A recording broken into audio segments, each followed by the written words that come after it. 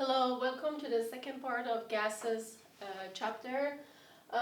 This part is about stoichiometry and gas volumes. We are going to use ideal gas law and volume, pressure, and temperatures, or vice versa, going from the equations to this ideal gas law. So let's start with an example to see how it works, how to deal with the calculations based on the equations and ideal gas law. So let's all read over it together. 1.2 kilograms of calcium carbonate is used to neutralize 2-liter spill of concentrated hydrochloric acid. What volume of carbon dioxide was released by this process at 735 millimeters of mercury and 20 degrees Celsius? So we are looking for the volume of carbon dioxide based on this equation. You see the neutralization of hydrochloric acid with calcium carbonate. We basically put some solid calcium carbonate on this spill and it will absorb it, changes to calcium chloride and water, and carbon dioxide will release. So what we need here is molar mass of calcium carbonate. The first thing you will calculate: 1 calcium, 1 carbon, and 3 oxygens, which is 100.09 grams per mole. Temperature is given in 20 degrees Celsius. In degrees Celsius, don't forget, remember in the first part I told you, whenever you are dealing with gas laws, you would definitely need to use temperature in Kelvin. And pressure is given in millimeters of mercury. You will change it to atmosphere by knowing that 1 atmosphere is 760 millimeters of mercury. So we just divide this by 760, it will give you almost 1 atmosphere, 0.967 atmosphere.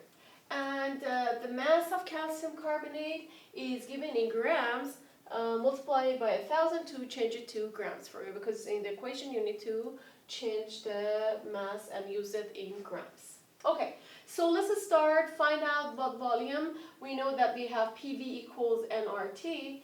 But before that, because we are solving for V, we need to find N. How do we find N? From the given information and based on that balanced equation. 1.2 times 10 to the third grams of calcium carbonate. 1 mole is 100.09, and according to this equation, 1 mole of calcium carbonate, 1 mole of calcium carbonate is going to produce 1 mole of 1 mole of carbon dioxide. So you will find 11.99 moles of carbon dioxide, which you need for the ideal gas equation. Now you're solving for V, so V is nRT over P, the known side over unknown side. Then you just plug in chalk, 11.99 for the number of moles, 0.0821 for the liter atmosphere per mole Kelvin for R, and temperature you change it to Kelvin, so it's 293 Kelvin, and 0.967 atmosphere. When you calculate it, it will give you 2.98 times 10 to the second liters of carbon dioxide.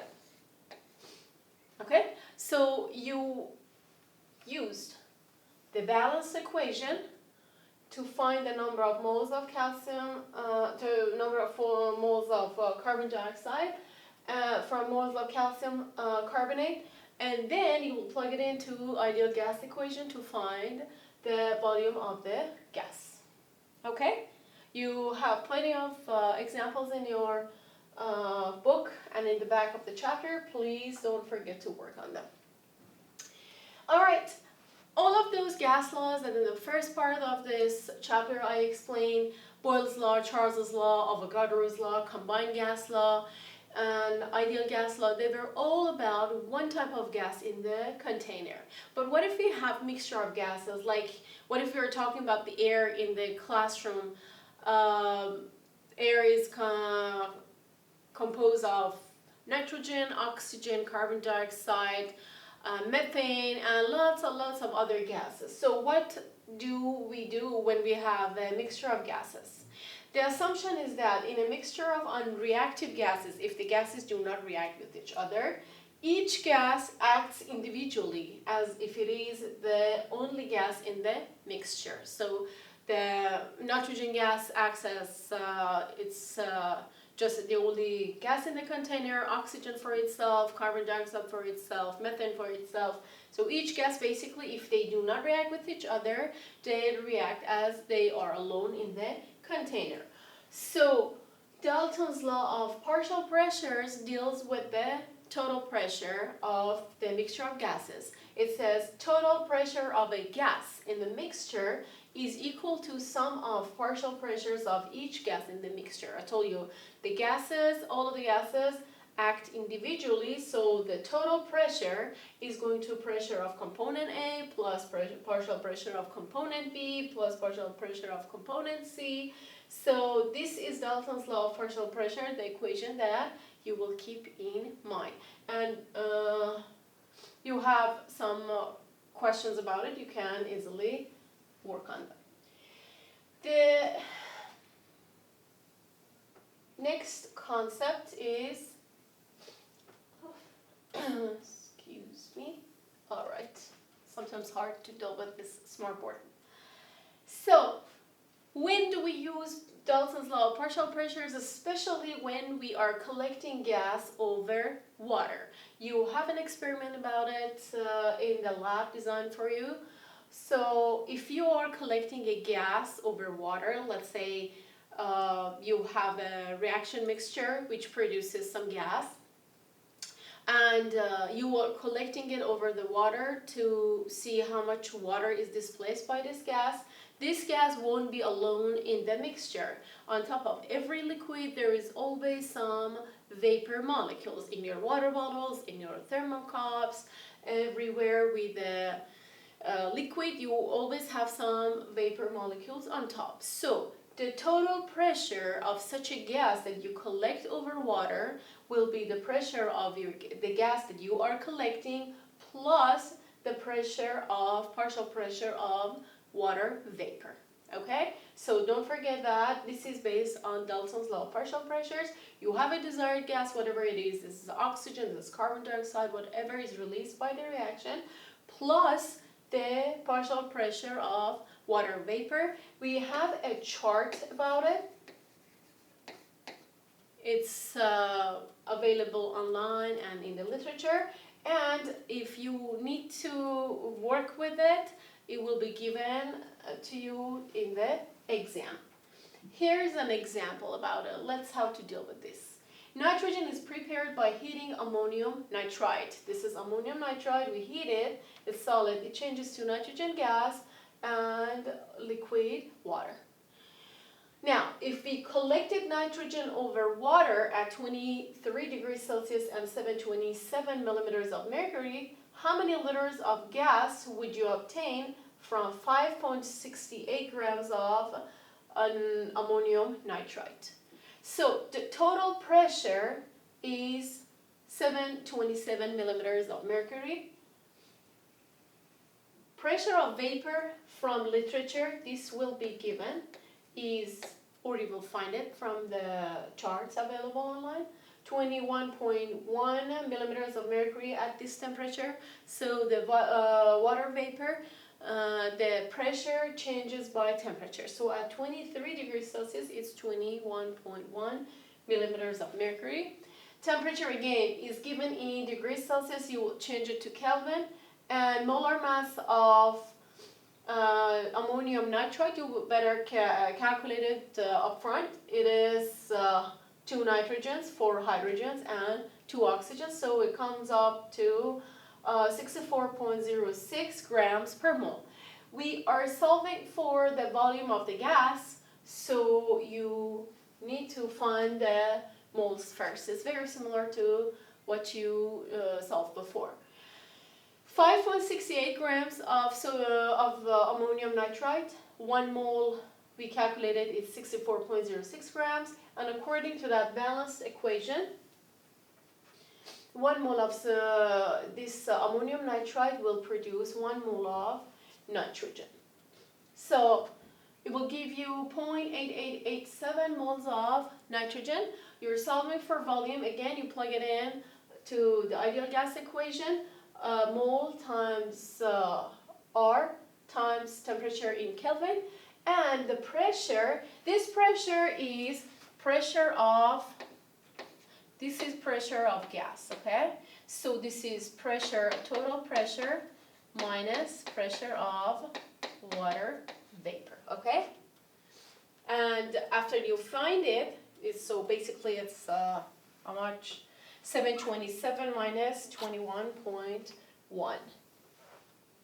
So this will be in millimeters of mercury. I want you to change it to the atmosphere because you need it for this unit in atmosphere.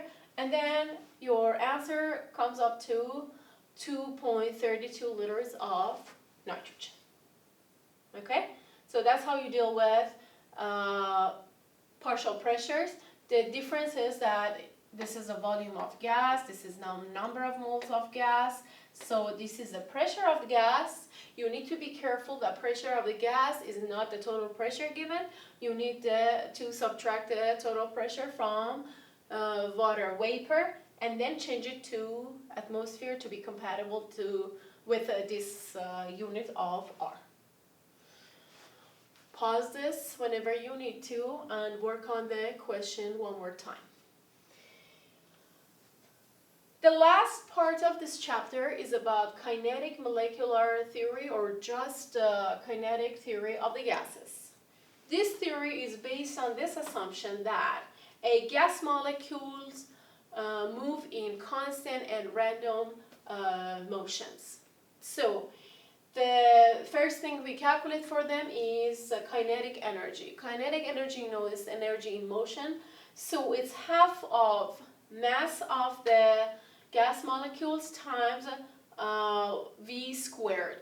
V is velocity or speed of gas reaction. So gas molecules. So kinetic energy depends on mass and the speed. That's one of the formulas you need to keep in mind. Now, there are some postulates for this kinetic theory. The first one is that we neglect or we ignore the size of the molecules. We assume that molecules are so small that we can neglect their or ignore their sizes. The second postulate is that molecules move in random directions, in random motions.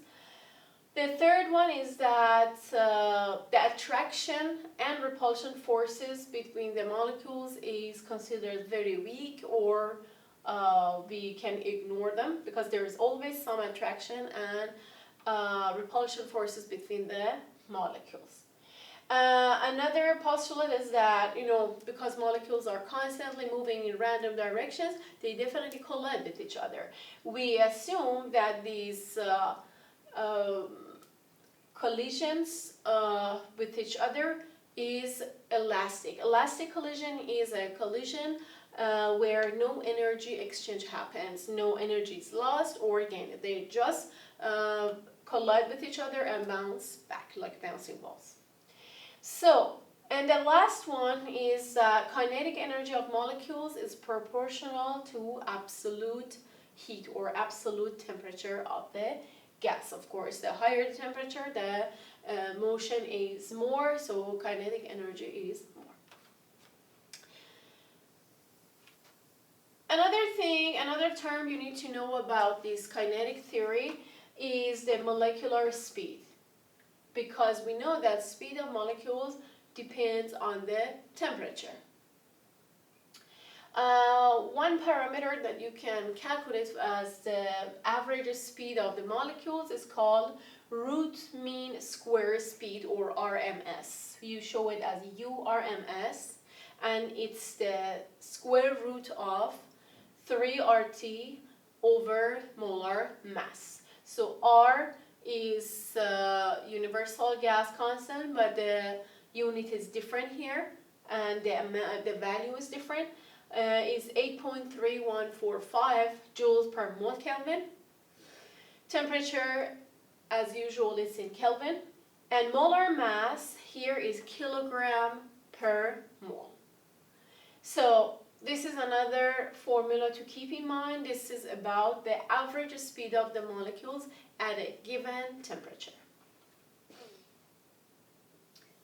An example about it is, what is the root mean square speed of carbon dioxide molecules in a container at 23 degrees Celsius? We write the formula again 3 times. Don't forget the value is different. This value will be given with the unit. Joule per mole Kelvin. Temperature, you changed it to Kelvin. And molar mass is 0.044 kilogram per mole. It's 44 grams per mole, but 0.044 kilogram per mole that you need to have for this formula. So when you do the calculations, the square speed of, root mean square speed will be 4.10 times 10 to the second meters per second. Okay? Don't forget the unit for speed is meters per second. And if you ask where is the meter coming from, it's in the concept of joule. You can open it and it will be, you can look it up, what is joule. 2 more phenomena about the gases. One of them is called diffusion, when a gas spreads out through another gas. Just like when you open the bottle of a perfume, you smell perfume after a few seconds because perfume molecules are diffusing into the air. Another phenomenon is called effusion, very close, very similar to diffusion. It's a process when a gas flows through a small hole in the container, just like air coming out of a balloon. So after a few days, you will see the balloon starts shrinking. That's because of effusion. So there is a law about it, and an equation is called Graham's law of effusion. When you want to compare the rate or the speed of effusion of 2 gases, you use this formula. You have it in a different shape, different form on the PowerPoint slide, but I want you to learn this. This is a more complete form of Graham's law of effusion. R1 over R2 is equal to second root or square root of molar mass of gas 2 over molar mass of gas 1. So R1 is the speed of first gas, R2 is speed of second gas, MM1 is molar mass of first gas, and MM2 is molar mass of second gas. So let's work on an example to see how to work with this equation. This is a typical question about effusion. A gas effuses 1.4 times faster than helium. What is the gas?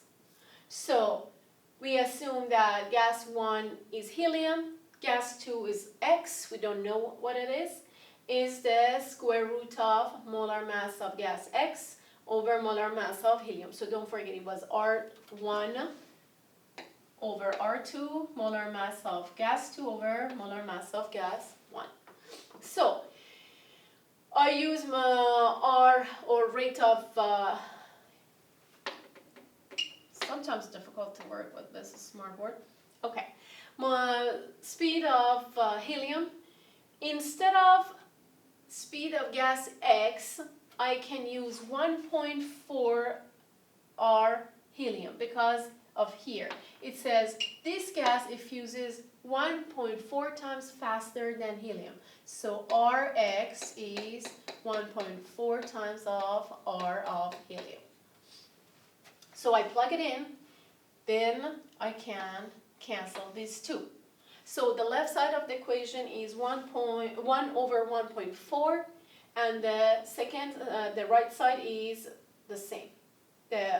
Instead of molar mass of helium from periodic table, I will plug 4 molar mass of helium. Then how to get rid of this radical sign? We need to square both sides of the equation.